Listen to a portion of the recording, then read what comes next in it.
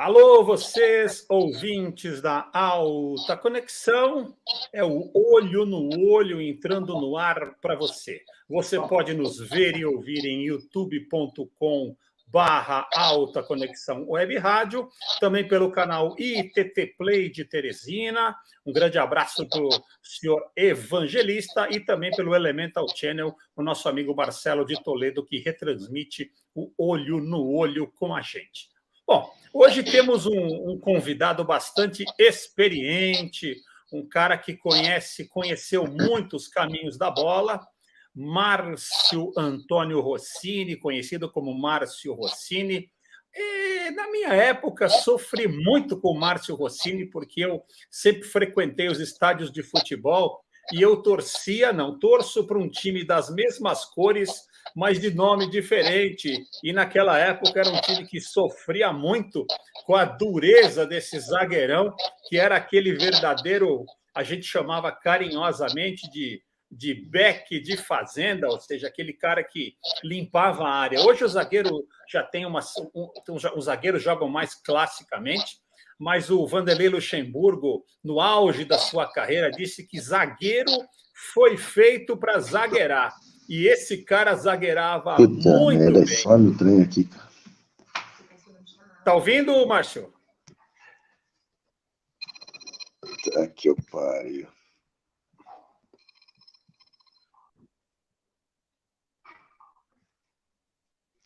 Oi. Voltou? Voltou. Então, beleza. Então, agora, Márcio Rossini, mais uma vez, bem-vindo ao Olho no Olho, e dá uma pequena geral de quem foi e quem continua sendo o Márcio Rossini. Está com alguma dificuldade técnica ou não? Não, é que está recebendo ligação aqui. O celular aparecendo na tela. Ele aparece na tela, não tem jeito. Isso. Mas quem sabe faz ao vivo e depois a gente vai ajustando tudo isso.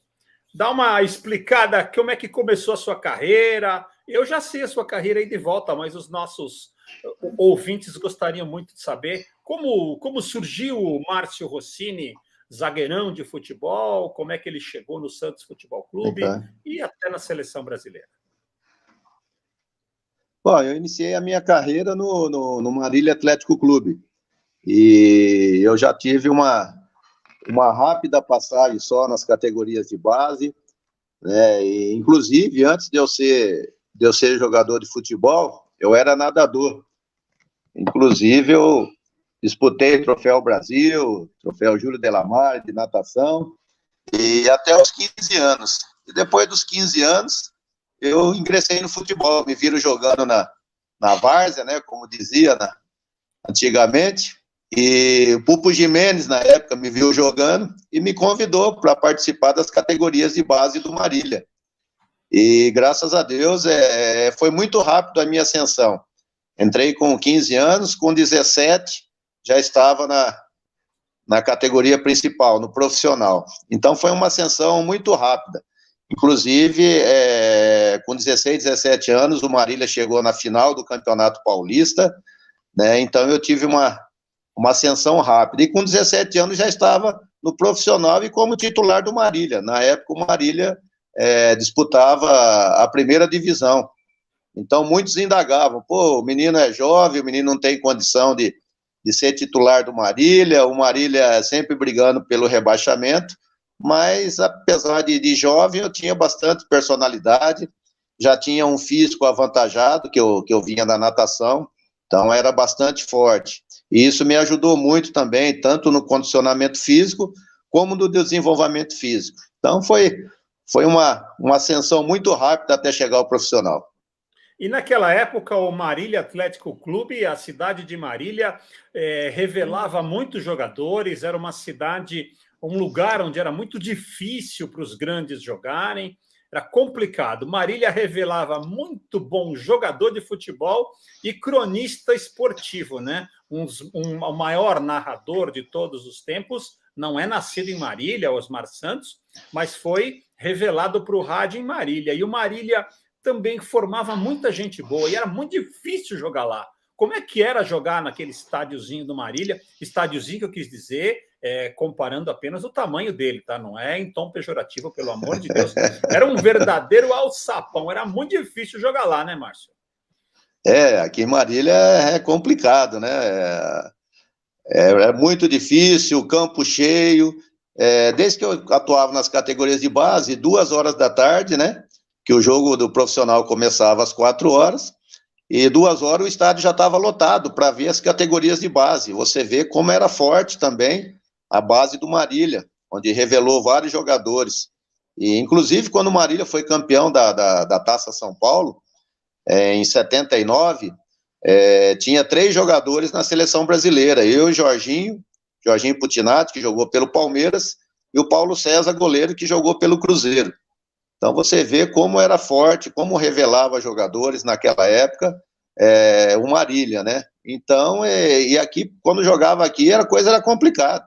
Era pressão quando chegava no campo, era pressão quando saía do campo, era pressão dentro de campo, que a torcida inflamava mesmo, e quando vinha a torcida visitante, aí que o bicho pegava mais ainda, entendeu? Então era muito difícil jogar em Marília, e para mim também, né, com 17 anos, a responsabilidade era grande, por se jogar na primeira divisão, mas graças a Deus eu tive um sucesso muito grande, tanto é que com 19 anos fui vendido para o Santos, né? Então disputei 2 campeonatos paulistas, 17 para 18 e 18 para 19, e cheguei ao Santos com 19 anos, e também já, logo de início, já pegando a posição de titular no Santos, porque eu já tinha disputado 2 campeonatos paulistas, já tinha disputado o pré-olímpico para a seleção brasileira, o sul-americano para a seleção brasileira, então, apesar da pouca idade, já tinha uma certa experiência. E você chegou ao Santos com 19 anos e já com uma bagagem, como você disse, com a experiência das seleções pré-olímpicas. Todo mundo diz que a Vila é a Vila e ponto. Que não existe nenhum lugar no mundo que tenha a atmosfera que tem a Vila Belmiro. Não dizendo que isso é melhor nem pior, mas dizem que a Vila é um encanto. Diz que a água que as pessoas tomam lá transforma. A Vila tem esse encanto mágico? Você sentiu-se diferente vestindo aquela camisa que, na minha opinião, eu não sou santista, tá? Sou corintiano. Olhar para a camisa do Santos, a camisa branca de antigamente, sem patrocínio, é uma coisa assim, parecia... Os jogadores do Santos, quando entravam em campo, parecia anjos entrando em campo, a palavra é essa. É diferente lá, Márcio? Com certeza, e ainda mais na minha situação. Garoto do interior, chegando no Santos com 19 anos, já para a equipe profissional. E tem um detalhe, quando eu cheguei em Santos, meu primeiro treino, o Edson Arantes Nascimento, Pelé, estava lá. E ele se trocou e foi participar dos treinamentos com a gente. Já pedi para o fotógrafo tirar uma foto com ele, fala, de repente eu não tenho outra oportunidade, cara. Eu tô, vendo o Rei ao vivo, cara, e treinando comigo, eu falei assim, eu não sei se vai ser essa primeira e última oportunidade. Já tirei a foto, já tenho a foto aqui na minha casa, praticamente nos primeiros treinos meus na Vila Belmiro, tive a felicidade de treinar com o Rei Pelé. E depois ele tinha muita amizade também com um amigo meu, que se tornou muito amigo, o Vicentão, que era o rei do peixe lá em Santos, inclusive está no céu, faleceu, mas uma pessoa maravilhosa, que sempre ajudou os jogadores do Santos, porque na época a gente ganhava pouco, né? Não ganhava o que ganha hoje, então era bem complicado, e ele dava peixe para o pessoal mais carente, pessoal que ganhava menos, né? Então me tornei um pouco mais próximo do Pelé, né? Então, como você frisou, é diferente quando você chega, coloca aquela camisa branca, a vila mais famosa do mundo, a Vila Belmiro, e a gente encontrava o Pepe, Clodoaldo, Dorval, Mengalvio, aquele pessoal todo, né, daquele time histórico, né, que até hoje todo mundo sabe aquela escalação do Santos, né, então isso é uma coisa inédita, e para mim foi uma satisfação muito grande, aí que o sangue corre na veia mesmo. Pô, eu entrava em campo, entrava para dar vida realmente. Então, muito chama que aqueles beck de fazenda, mas, pô, o meu apelido lá foi o xerife da vila. E logo no primeiro ano, hein, que eu estava lá, já adquiri esse apelido lá de xerife da vila com os torcedores. E graças a Deus tive uma passagem maravilhosa pelo Santos, quase 300 jogos. Então, o reconhecimento da torcida, reconhecimento da imprensa. E depois eu saí do Santos, depois eu voltei, para você ver a identidade minha, que era grande, né? Você chegou ao Santos com 19 anos e jogou 300 partidas. Você passou pela mão de quais treinadores no Santos? Eu passei pelo Pepe, Clodoaldo, Cilinho. Não, você teve a felicidade, então. O Pinheiro, não, nós fomos campeão em 84. Faltou Você a memória. Você estava naquele time que ganhou aquela final do Corinthians no Morumbi? Tava, não estava na final com aquele gol com o Corinthians, Serginho, né? Foi 1-0. Isso, o gol do Serginho. Aquele time de 84 era maravilhoso. A gente entrava em campo sabendo que ia ter vitória, né? Era um time que, pô, a experiência do Rodolfo Rodrigues, pô, eu na zaga, o meio de campo ali, que eu nunca vi um meio de campo tão bom como aquele. Dema ali no Paulo Isidoro e Humberto. Na frente, Serginho e Zé Sérgio. Então era um time que, quando chegava lá na defesa, já chegava tudo já meio capenga, né? E a gente já dava um pisãozinho já para acabar de matar, né? Então os adversários tinham um respeito muito grande. E eu fiquei muito triste porque aquele time de 84, depois que nós fomos campeões, foi desmontado.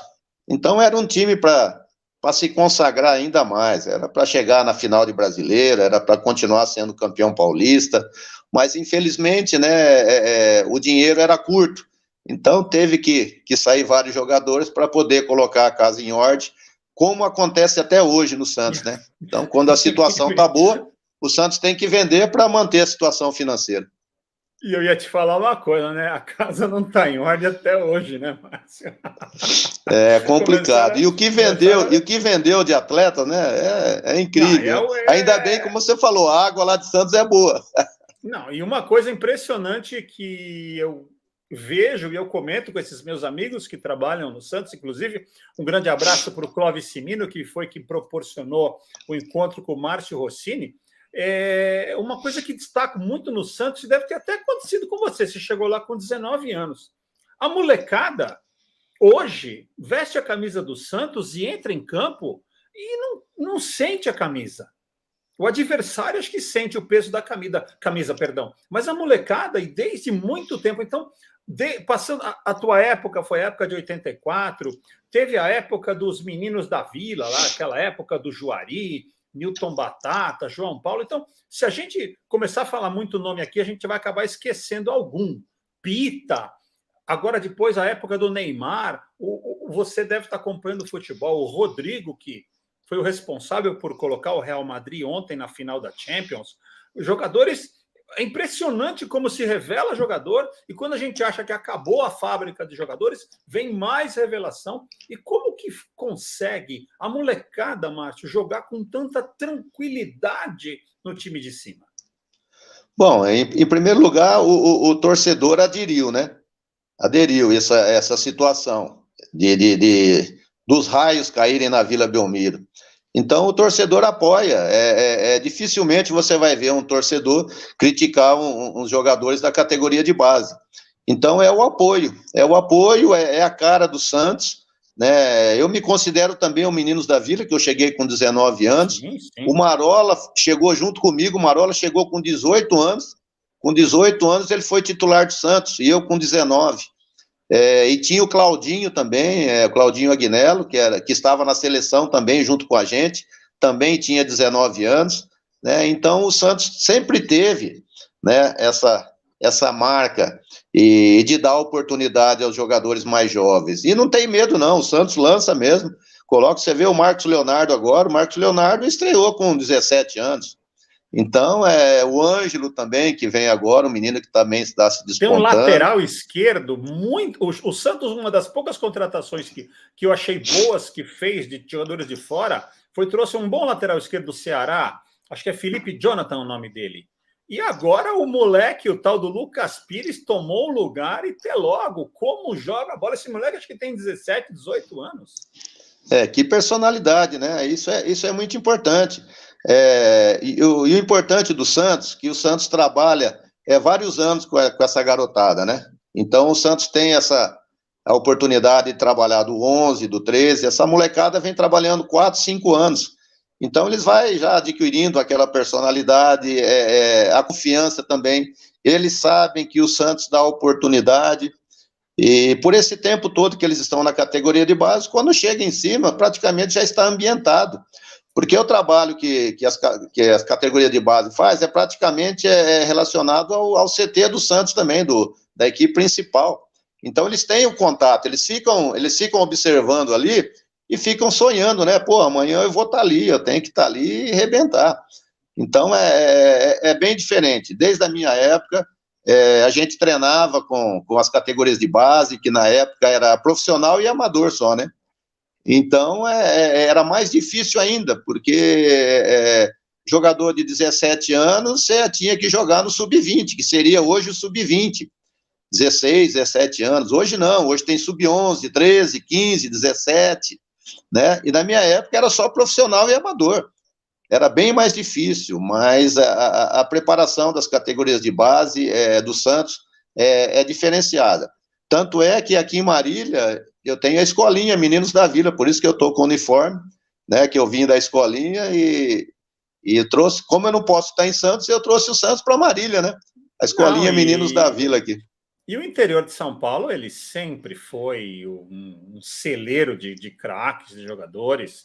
Então, sempre vai ter um bom jogador que você vai pensar ele aí e ele, quem sabe, vai acabar num período curto vestindo a camisa do Santos. E aí você saiu do Santos e foi negociado. Para onde você foi negociado, Márcio? Eu fui vendido para o Bangu. Inclusive, quando o Bangu foi vice-campeão brasileiro, né? Ia disputar a Libertadores.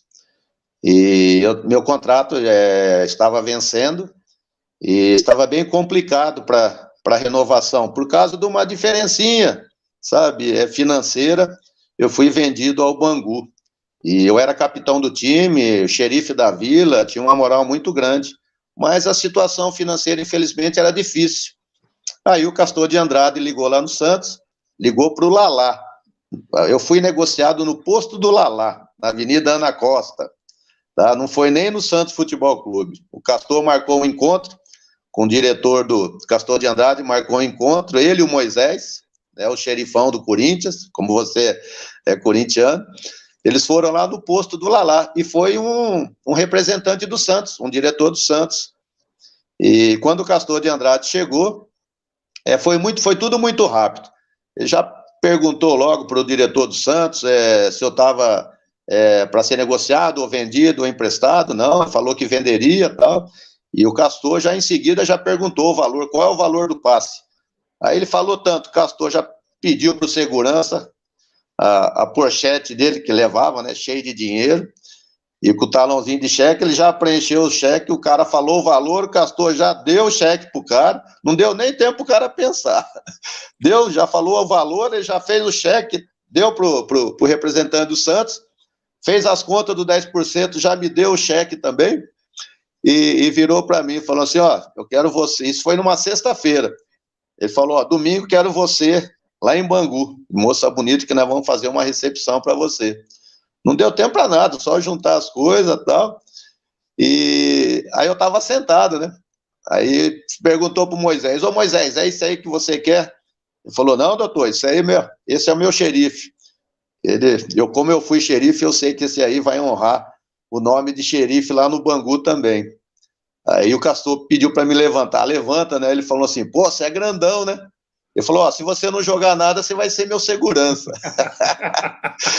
Falei, não, doutor, pode ficar tranquilo que eu não vou decepcionar o Moisés e nem o senhor. Pode ficar tranquilo que realmente eu vou ser o xerife do Bangu.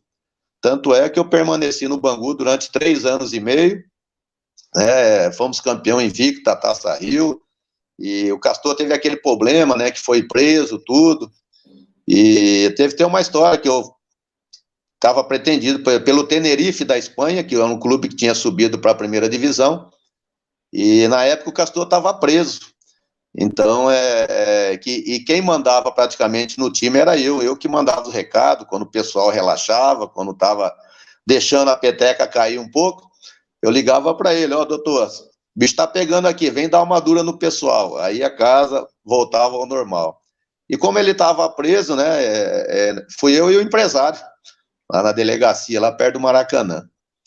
E quando chegando lá, ele falou, Márcio, o que você está fazendo aqui? Eu conheço esse rapaz, ele é empresário, né?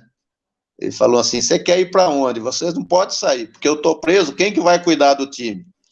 Entendeu? Então, a gente tinha uma moral e um respeito muito grande, a transação do Santos para o Bangu foi tudo muito rápida, sabe? E como eu fui feliz no Santos, também fui feliz no Bangu, mas, para mim, Santos é Santos, né? É diferente de tudo.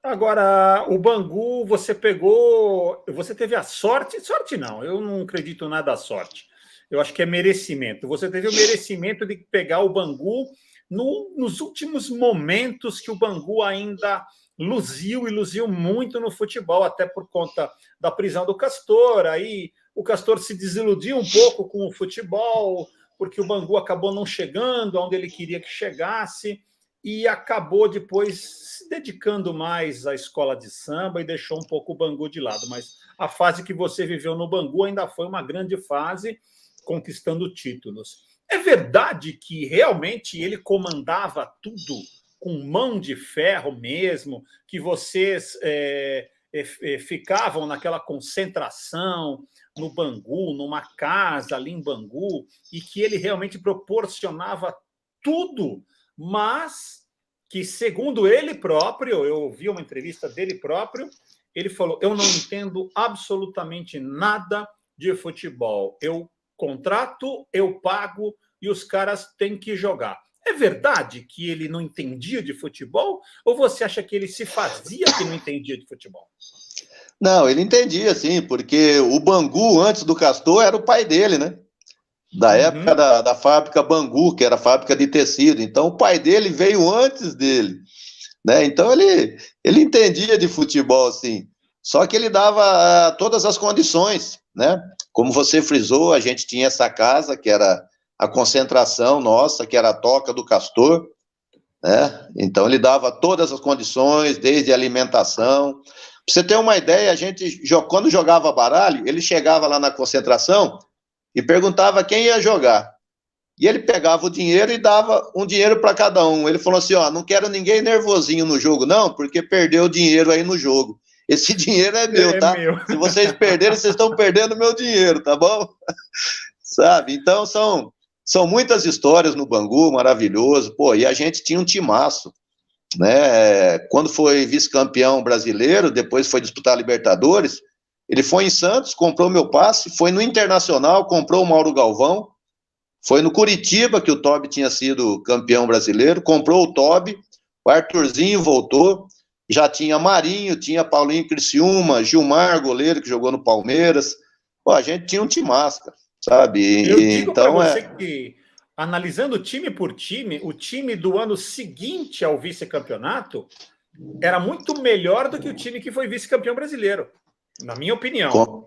Com certeza, ele montou esse time para disputar a Libertadores, né? Infelizmente não foi do gosto dele, né? A gente não fez uma boa campanha. Aí no ano seguinte também a gente brigou no Campeonato Brasileiro, porque disputava a Série A do Campeonato Brasileiro, né? A gente brigou para não cair nas últimas rodadas e ele começou a desanimar, né? Aí começou, o pessoal saiu o Maurinho, saiu o Marinho, né? Mauro Galvão, Paulinho Criciúma foram para o Botafogo, aí começou a desmontar o time, né? Aí eu acabei indo para o Flamengo também, depois do Bangu, né? E com a promessa que quando ele estava preso, né? Que ele falou quem ia cuidar do time, aí ele falou para mim, quando tiver uma boa oportunidade, uma boa proposta e um time bom, eu vendo você. Eu falei, ok, doutor, tudo tranquilo, tamo junto. Aí depois veio, eu estava treinando lá, inclusive o Marinho, os três já tinham saído para o Botafogo, eu estava treinando, mandou eu parar o treino, que o Castor queria falar comigo, lá na contagem de bicho dele, lá no jogo de bicho lá. cheio de segurança lá. Lá era a fortaleza do Castor. E quando eu cheguei lá, ele perguntou para mim, sentou na mesa, me deu a mão e tal. Quando ele deu a mão, já achei que era praticamente uma despedida, né? Ele falou, você quer ir para o Flamengo? Eu falei, claro, doutor. Ele falou, então já fiz o negócio, tá aqui os documentos aqui, o Flamengo pagou isso, tá aqui os seus 10%, os 15%, na época era 15%, tá aqui seus 15%, e pode se apresentar no Flamengo lá, pega suas coisas e pode ir. Ele falou isso para mim de manhã, à tarde eu já estava me apresentando no Flamengo, para fazer os exames médicos, né? Então, Castor de Andrade não tinha papel, não tinha assinatura, tinha palavra, né? Então, por isso que é um time diferente de todos os outros, né? Ele que mandava mesmo, ele mandava prender, mandava soltar, fazia de tudo, entendeu? Então, eu nunca passei por um clube igual o do Bangu, mas graças a Deus fui bastante feliz, fiquei 3 anos e meio, financeiramente para mim foi melhor do que o Santos, em 6 anos de Santos, né? Então, naquela época a gente tinha que correr atrás de um dinheirinho a mais para não passar dificuldade, como muitos atletas hoje da nossa época têm ainda uma dificuldade financeira. Mas o problema dos atletas da sua época, muitos deles achavam que a carreira ia durar para sempre, né? E o físico não continua, né? Não vai para sempre. Só para finalizar o Bangu, 2 situações que o nosso web ouvinte talvez não entenda. A Copa Libertadores era jogada de uma maneira muito diferente no passado. Eram os campeão e vice apenas brasileiros e que pegavam o campeão e vice de outro país num grupo de 4 jogos de ida e volta e só passava o campeão. Não era essa festa, desculpe a palavra, a festa do caqui hoje, que vai 8 brasileiros, aí é cabeça de chave, aí pega time venezuelano, boliviano e por aí. A Copa Libertadores era difícil de chegar na Libertadores e muito mais difícil de passar pela fase de grupos. Então, realmente era uma situação muito complicada. Agora, só para fechar mesmo do Bangu, você estava naquela famosa partida que o Bangu foi operado pelo Wright? Contra o Fluminense? Isso. Não estava. Isso aí foi em 85. Eu cheguei em 86. Era para ter sido campeão carioca e foi vice-campeão brasileiro, né? Então, um pênalti no Cláudio Adão, ridículo, brincadeira. O cara segurou, o cara dentro da área, puxou e jogou de lado ainda. Não, e o pior de tudo foi o José Roberto Wright, que hoje está numa situação realmente muito complicada de saúde, parece que está com Alzheimer, está numa cadeira de rodas, ele acabou confessando.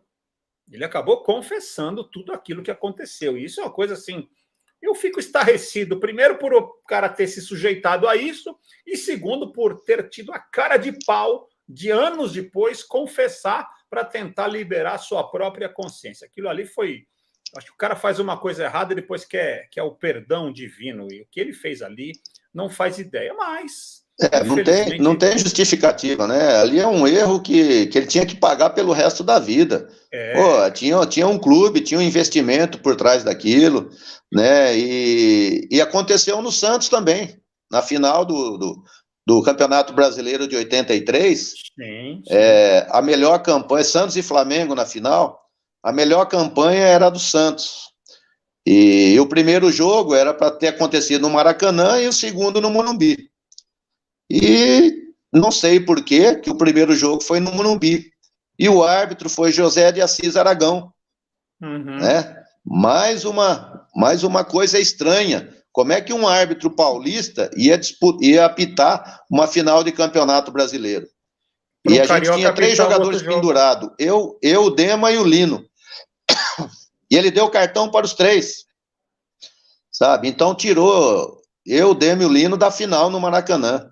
Sabe? Então, muitos lances duvidosos.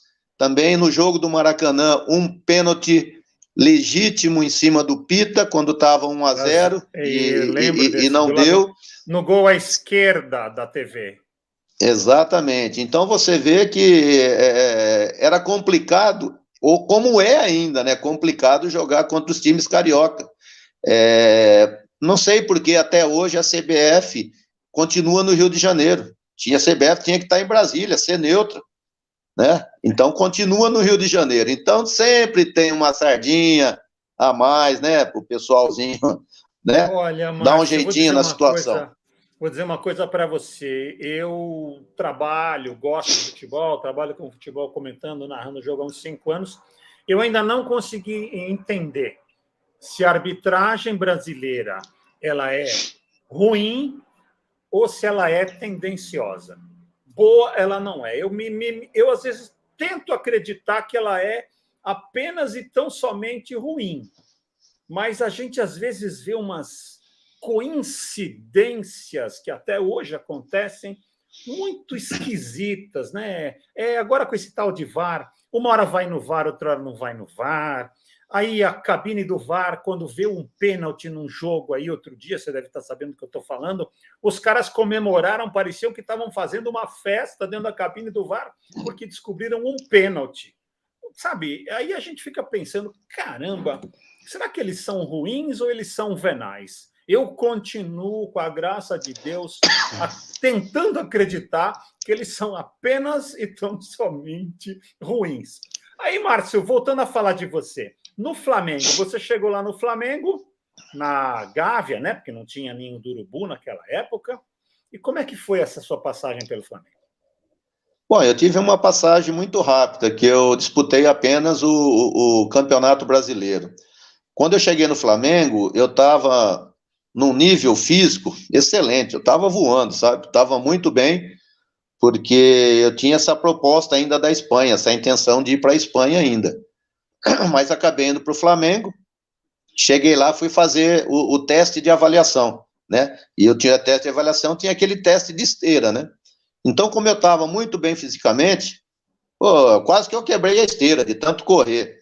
E aí, nessa avaliação, eu tive um problema de tendão, sabe? E eu fiquei praticamente o tempo todo no Flamengo com essa dor no tendão. Mas mesmo assim, eu consegui fazer bons jogos ainda, com dor, tomava infiltração, sabe?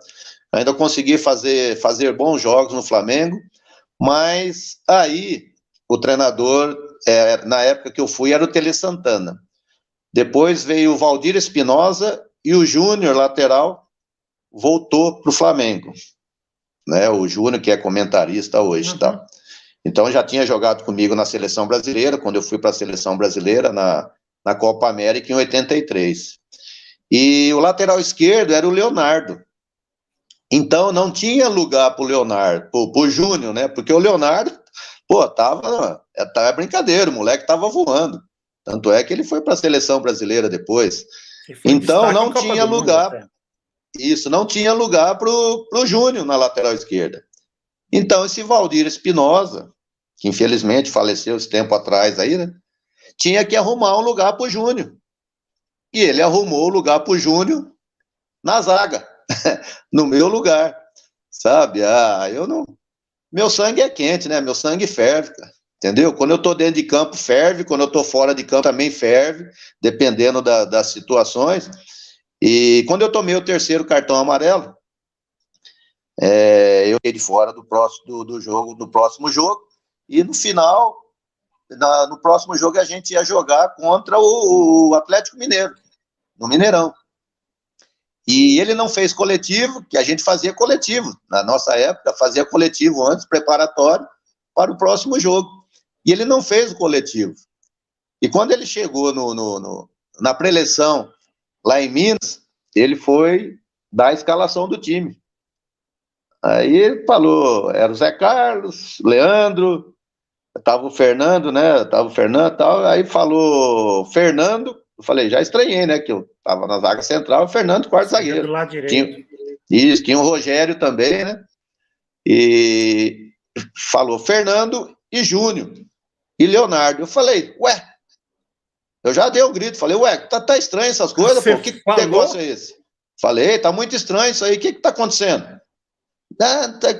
Pô, primeiro lugar que você é vagabundo, você não fez coletivo, você não fez coletivo exatamente para isso, tá? Você está me tirando para arrumar um lugar para o Júnior, porque o Júnior não joga na lateral esquerda. Eu já sorteio o verbo. Fiquei no banco, quando eu cheguei na Gávea, no outro dia, falei assim, ó, Felizmente não tem ambiente para continuar aqui, não vai dar, tal. Aí, não, beleza, vamos arrumar, negociar você para ir para outro clube. E no outro dia eles já arrumaram o clube já. Então o negócio já estava meio estranho, né? E eu ia para o América Mineiro. Eu falei, América Mineiro, filha, não vou para o América Mineiro. Nisso liguei o pessoal do Santos, falei, ó, tá acontecendo assim, assim, assim, minha situação é essa. Eu tô indo para o América Mineiro, eu e mais 3 meninos do Flamengo. Aí montei no carro, e a gente não tinha negócio de avião, não. Peguei meu carro, botei os 3 meninos junto no carro e fui para Belo Horizonte. Me apresentei lá no América Mineiro. E nessa situação, o Santos me retornou. Falou, ó, se a situação tá essa, a gente quer você de volta. E o Santos estava mal no Campeonato Paulista, sabe? Estava brigando ali na zona de rebaixamento. Me apresentei no América Mineiro, deixei os 3 meninos lá, falando assim, ó, eu não vou ficar aqui não, tô indo embora. Tchau. Peguei, montei no carro de novo, voltei pro Flamengo. Voltei na Gávea. Mas o que você está fazendo aqui? Não, voltei, não quero ir para o América mais não quero saber. Não, e o Flamengo estava mal financeiramente, né? Não, você tem que ficar lá, o América já pagou o seu empréstimo. Eu falei, quanto que é meu empréstimo? É tanto, né? Eu falei, então, ó, eu vou cobrir esse dinheiro aqui do empréstimo e vocês me dão um passe. Eu sabia que eles iam fazer, porque eles não tinham dinheiro para devolver. Então, liguei para o pessoal do Santos e o Santos cobriu esse empréstimo e eu acabei voltando para o Santos. Saí com o passe na mão e voltei para o Santos, não fui para o América. Ficou de bom tamanho. Voltei para casa, que é o Santos. E você ficou por quanto tempo mais na Vila depois, nessa segunda passagem? Aí disputei o Campeonato Paulista pelo Santos. Como eu estava com o passe na mão, falei, ó, já estava com 30 anos, eu falei, tá na hora de ganhar um troquinho, né? Aí fui para o Internacional, disputar o Campeonato Brasileiro, aí comecei a rodar, né? Comecei a pegar os din-din. Aí em 91 vim para o Noroeste, de Bauru, veio eu, Gilberto Costa, Ronaldo Marques, Noroeste montou um timão, Barbiroto, Marquinho Capixaba, Ronaldo Marques do Corinthians, o Marcos Roberto do Corinthians, né?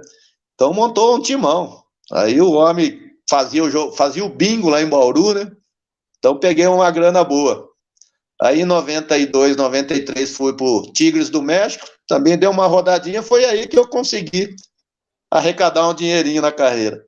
Mas você sempre foi uma pessoa muito consciente, Márcio, não é porque você está aqui na live, mas você sempre foi um profissional exemplar. Se hoje a internet permite tudo, né? Se você quiser puxar, você vê que você sempre foi uma pessoa que muito justa até demais. Tanto é que você botou lá as contas no lugar. Ó, o que aconteceu? Por que eu não vou jogar? Entendeu? Exatamente. No Flamengo eles tiveram que fazer. Eu só não sabia que você tinha se posicionado, tomado uma posição. Isso daí, a imprensa em si, para a gente, nada disso vazou explicitamente, mas que você tinha sido sacaneado no Flamengo, isso daí todo mundo sabia. Ô, Márcio, você teve uma passagem muito boa até pela seleção brasileira. Você jogou uma Copa América. Como é que foi a experiência de vestir a camisa amarela? Bom, para mim foi maravilhoso, né? E foi exatamente no meu auge e no auge do Santos, na década de 80, né? Em 83, como nós fomos vice-campeão brasileiro, 84, campeão paulista, então 83, né? E eu fui o melhor zagueiro, né, do Brasil, ganhei a bola de prata, né, no ano de 83. Então fiz um campeonato maravilhoso, fiz 8 gols cinco gols eu fiz no Campeonato Brasileiro, né, e fui convocado na época pelo Parreira. Antes da Copa América, teve alguns amistosos contra o Chile no Maracanã, contra o Chile lá em Santiago, né, e inclusive a zaga foi eu e o Marinho, que era do Flamengo, meu primeiro jogo pela seleção brasileira. Marinho era aquele, né, negro alto, forte de Londrina, né? Isso, Marinho de Londrina.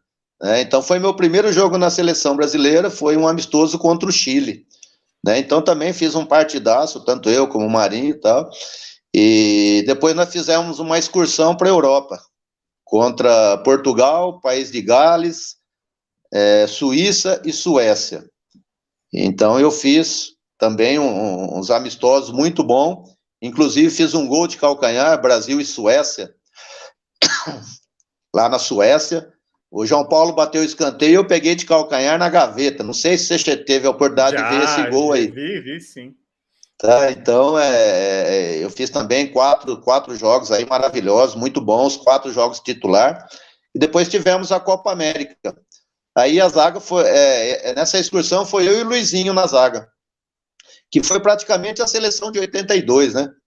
Só não tava o Falcão, Cerezo, o goleiro foi o Leão, né? Não foi o Valdir Pérez, e eu fui no lugar do Oscar, né? Então era uma seleção muito, muito boa, Paulo Isidoro, Éder, Careca, Zico, Júnior, Leandro, então uma seleção também maravilhosa dessa Copa América, e graças a Deus tive a oportunidade de fazer 15 jogos pela seleção brasileira, e os 15 jogos como titular.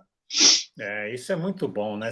Quer dizer, você teve experiências fantásticas nesse mundo do futebol, vestiu a camisa da equipe, da grande equipe do Santos, a camisa mágica do Santos, e vestiu a camisa da seleção brasileira, ou seja, é o que um atleta profissional tem como sonho. Eu acho que você acabou cumprindo. Ô, Márcio, a gente já está chegando agora na reta final, agora eu vou te fazer umas perguntinhas meio que de bate-pronto, para você realmente finalizar, para a gente finalizar esse papo. Você cumpriu, você conseguiu tudo que você queria do futebol, não em termos financeiros, econômicos. Como atleta, você se sente realizado como atleta? Com certeza. Desde o início, nas categorias de base, eu fui convocado para a seleção brasileira atuando pelo Marília. Né? Então, que é muito difícil, né? Um clube de interior cederem 3 jogadores para a seleção brasileira de base. Então, você vê que eu consegui realizar o meu primeiro objetivo, que foi passar pela seleção brasileira atuando por um clube do interior, né? E também chegando ao Santos, maior clube do mundo, um orgulho tremendo, é um orgulho que nem todos podem ter. Viu, corintiano? Jogar no Santos com certeza absoluta. Não jogar no ideia... Santos é diferente, e ainda mais você chegando ao Santos, abraçando o rei, tirar a oportunidade de estar com o Rei Pelé. Tem a foto na minha casa até hoje, né? Então, conseguir esse segundo objetivo, que foi jogar no maior clube do mundo, que foi o Santos Futebol Clube. Depois Flamengo também, que é uma das maiores torcidas do Brasil, né? Chegar à seleção brasileira, só não faltou um detalhezinho, disputar a Copa do Mundo, porque em 84 fomos campeões paulistas, uma equipe que, como você falou, era melhor do que a de 83, mas aquele detalhe, a seleção brasileira não dava sequência nos jogos, né? Então, disputou a Copa América em 83, 84 não teve seleção brasileira, onde se tivesse eu também teria sido convocado, que eu estava ainda muito bem, acima da média. E depois, em 85, quando o Santos desmontou o time de 84, que não ficou quase mais ninguém, só ficou Rodolfo, Dema, eu... Todo mundo saiu, Serginho, Zé Sérgio, aquele timão foi desmontado. E o Santos, em 85, fez uma péssima campanha. E o treinador seguinte foi o Edu, irmão do Zico. Então, como o Santos estava em baixa, não estava fazendo uma boa campanha, tem muito disso. Antigamente tinha muito disso. Sim, com então, o certeza. Santos está fazendo uma campanha, o Santos está disputando a final, então, praticamente, tinha que levar os jogadores ali que estavam disputando a final, como foi Santos e Flamengo.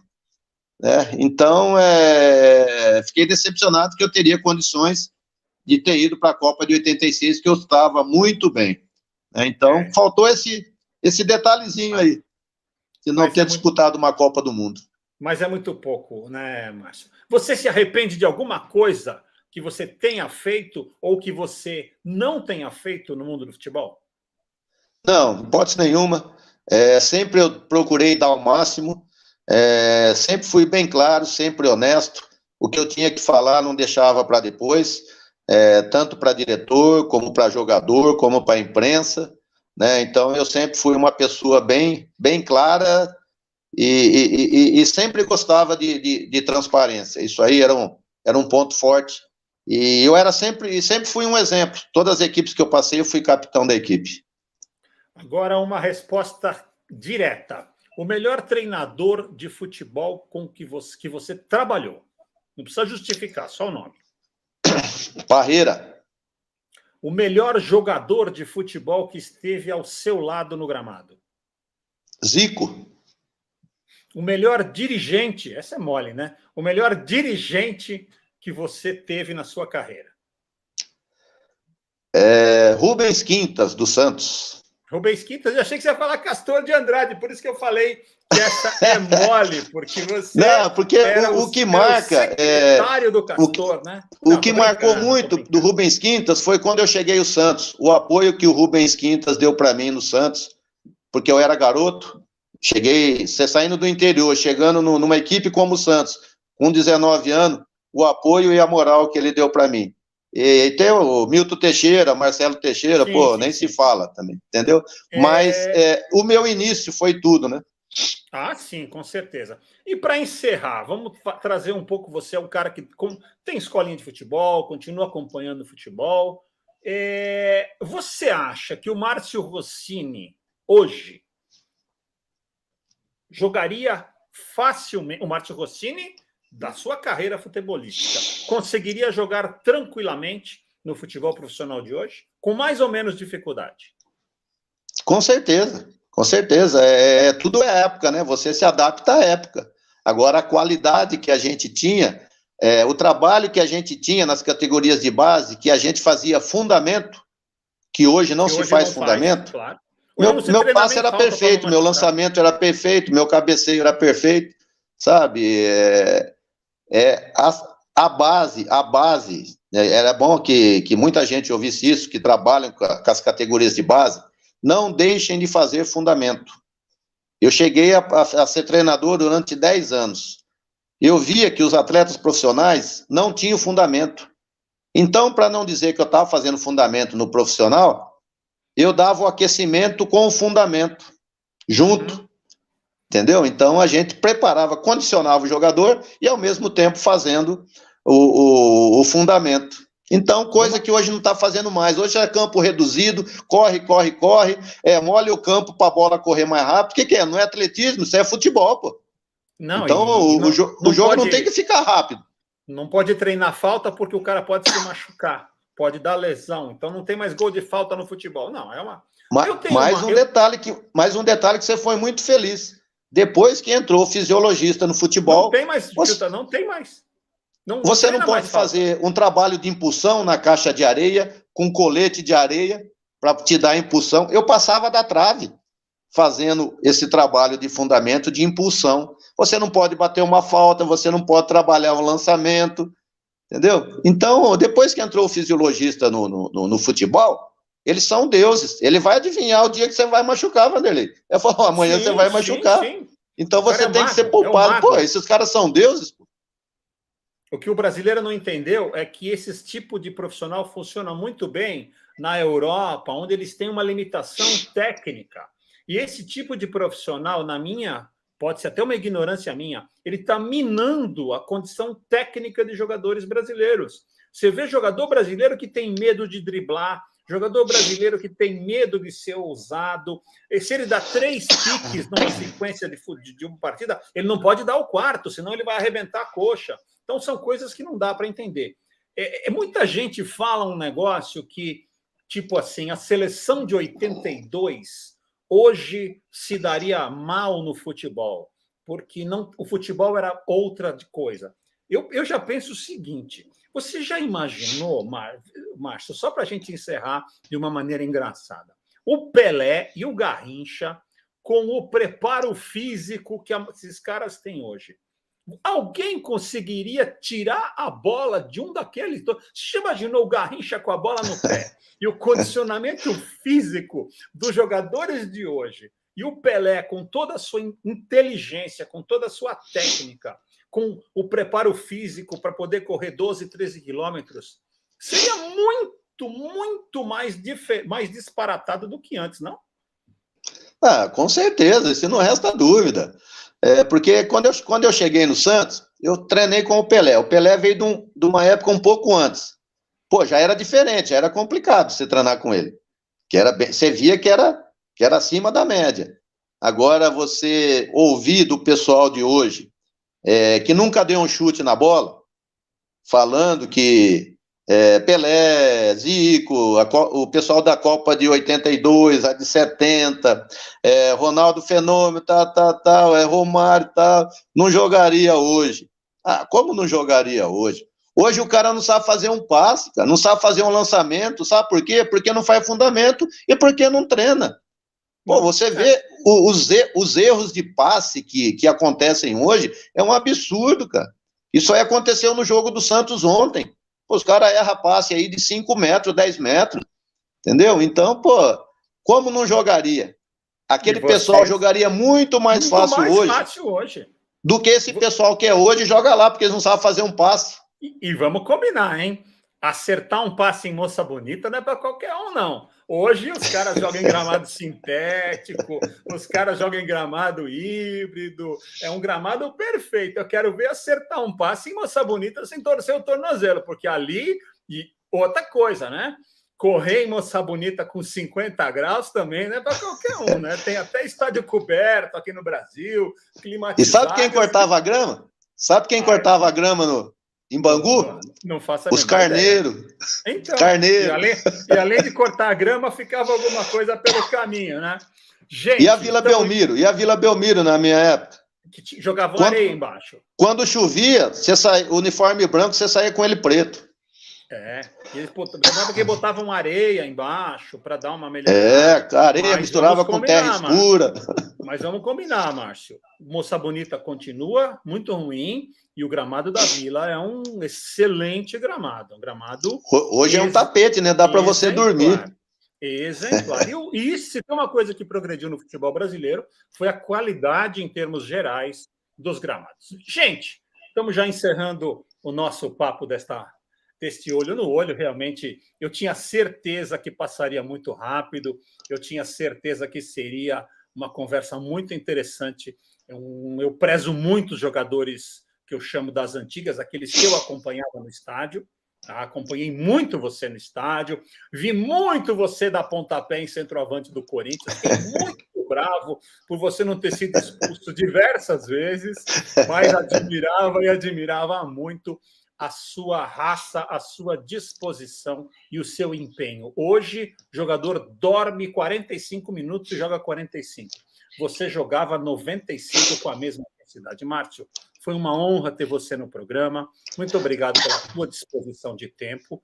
E eu reservo a última palavra para você, para que você mande uma mensagem, faça um comentário, responda conte alguma coisa que você não contou, uma pergunta que você achou que eu ia te fazer. A palavra é absolutamente tua. Muito obrigado, Márcio Rossini. Bom, Vanderlei, em primeiro lugar, quero agradecer o convite, que para nós, jogadores da antiga, né, na década de 80 e 90, então, para nós é muito importante a gente passar para algumas pessoas de hoje a dificuldade que a gente tinha, né, na nossa época. Eu saía de Marília com Fusca, passava em Jaú, pegava uma marola, descia a Serra de Santos, que a gente não enxergava um palmo na frente, porque o carro não tinha ar-condicionado, o vidro embaçava. Então, o alojamento, nós chegamos no Santos e nós ficamos debaixo da arquibancada, e nós tivemos muitas dificuldades, mas a gente tinha uma personalidade muito forte, a gente superava todos os obstáculos, né? Tanto nas adversidades como nos momentos bons, né? Então, eu peço que esses atletas de hoje deixem um pouco desse mimimi de lado, né? Essas frescurinhas que tem, tô cansado, não dá para jogar de quarta e domingo. Dá muito bem para jogar de quarta e domingo, sim, não tem que poupar ninguém, o jogador tem que pedir para jogar, porque além de a gente jogar de quarta e domingo, a gente fazia coletivo de terça, fazia coletivo de sexta, que era praticamente um jogo, porque ninguém queria perder o lugar. E se você dormisse, você perdia a posição de titular no coletivo. Então, esse recado que eu deixo para os atletas de hoje, sempre quis dizer isso, tá? Que procurem se dar um pouquinho mais. Deixa um pouquinho o dinheiro, que é bastante, que é muito, na minha opinião, é muito, deixa um pouquinho o lado financeiro e coloque o distintivo do seu clube na ponta da chuteira. Você vai ver como as coisas melhoram para cada um de vocês aí, tá? Apesar, futebol não é só dinheiro, é coração. E na nossa época era mais coração do que dinheiro, porque o dinheiro era curto. E que na minha época, quem não guardou dinheiro, infelizmente, e jogava muito, hoje passam por difíceis situações financeiras. Coisa que vocês que jogam hoje, até a primeira, segunda, terceira geração, vão usufruir do dinheiro que vocês estão ganhando hoje. Então, valorizem um pouco mais o clube que vocês defendem. Grande abraço, Vanderlei, um grande abraço a todos que nos acompanharam, né? Um grande abraço do ex-xerife da Vila, Márcio Rossini. Um beijo no seu coração, Vanderlei. Que Deus abençoe a todos. E vamos se cuidar ainda, que essa pandemia aí, a gente nunca sabe o que vai acontecer, né? E que Deus abençoe a todos que nos acompanharam. Um beijo no seu coração, Vanderlei. Obrigado pelo convite, meu irmão. Eu só vou corrigir uma coisa. Nada de ex. O eterno xerife da Vila, Márcio Rossini. Esse foi o Olho no Olho, que volta com você na próxima semana.